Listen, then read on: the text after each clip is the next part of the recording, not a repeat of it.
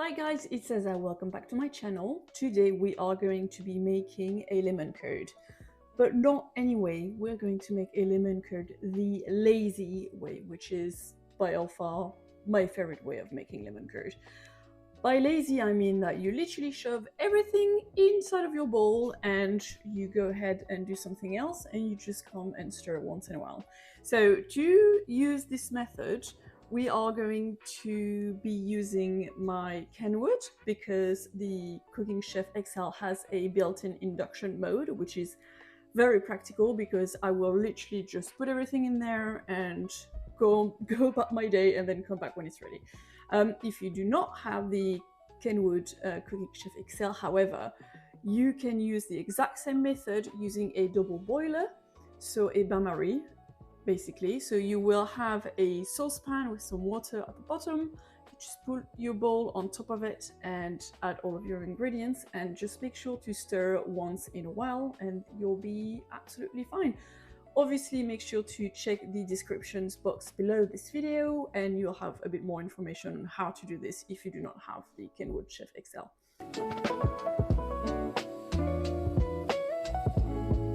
We only need 4 ingredients. We need the sugar, which is already in the bowl, some obviously lemon juice, and I like to add some zest. So the zest are already inside of mixed with my lemon juice.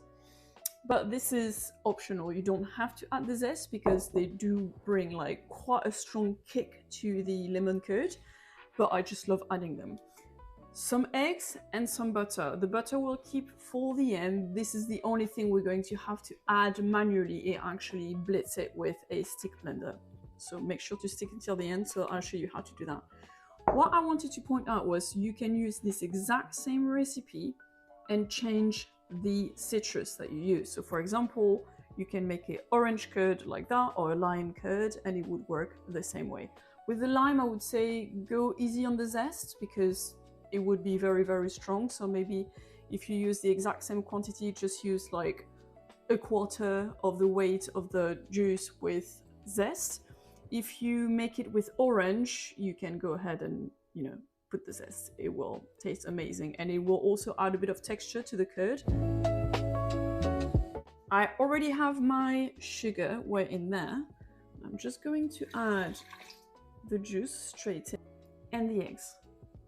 Okay, and this little tool here, which comes with the Kenwood Cooking Chef XL, and this little tool is actually quite amazing because it allows to stir whilst constantly keeping everything off of the edges. So it's basically scrapes as it stirs. We're going to set our Kenwood.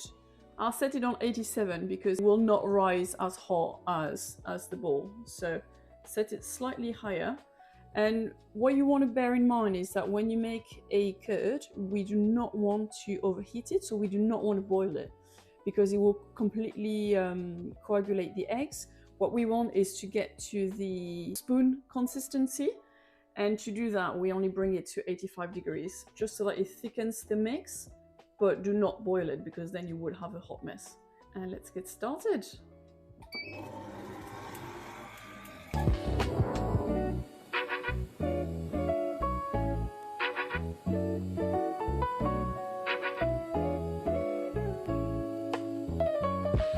So to make sure that your curd is ready, the old-fashioned way of doing this is to grab a spatula, right, and it should coat your spatula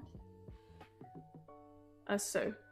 And what you want to do is with your finger, a clean finger goes without saying, and a clean spatula as well, you want to run your finger through, and if you have no drip there and you have a clean line on top, then your curd is ready. It's as simple as that. If, however, you want to be really sure because you're not too confident, this is the first time you do this, you want to make sure you do things right, it's absolutely fine. Grab a thermometer and just make sure that you are around 85 degrees. So now we are going to add our butter, but because I'm not making a huge batch here, what I'm going to do is I'm going to pour this curd inside a bowl that is slightly smaller, a bit more narrow and more deep, so that we can add the butter and just blitz it with a stick blender. So let's go now. Okay, so as you can see, it was quite a small batch, so it's much easier when you blend your butter with a stick blender to have a container that it's like narrower, so that you have more depth. And we are going to add our butter in one go. As you can see, it's quite a lot of butter. It's very buttery. Make sure to cut your butter in like smaller chunks, just so that it's easier to blitz. And we are going to dive in. So what I like to do is submerge the head first, because we don't want to add too much air bubbles, and make sure that when you mix it, your head stays underneath the surface.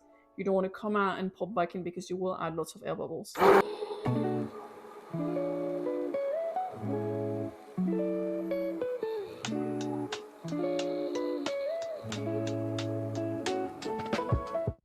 And this is it. Your lemon curd is ready. Look how beautiful it is. Completely changed the color. Now it's this lovely pale pastely yellow. It's almost like an Easter color. And it's ready to be jarred.